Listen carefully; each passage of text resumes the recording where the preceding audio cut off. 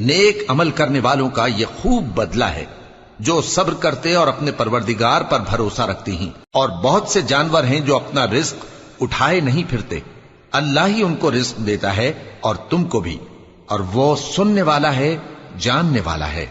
और अगर इनसे पूछो कि आसमानों और जमीन को किसने पैदा किया और सूरज और चांद को किसने तुम्हारे जेर फरमान किया, तो कह देंगे अल्लाह ने। तो फिर ये कहां उल्टे जा रहे हैं? अल्लाह ही अपने बंदों में से जिसके लिए चाहता है रोजी फराख कर देता है और जिसके लिए चाहता है तंग कर देता है। बेशक अल्लाह हर चीज से वाकिफ है। और अगर तुम इनसे पूछो कि आसमान से पानी किसने बरसाया, फिर उससे जमीन को उसके मरने के बाद किसने जिंदा किया, तो कह देंगे कि अल्लाह ने।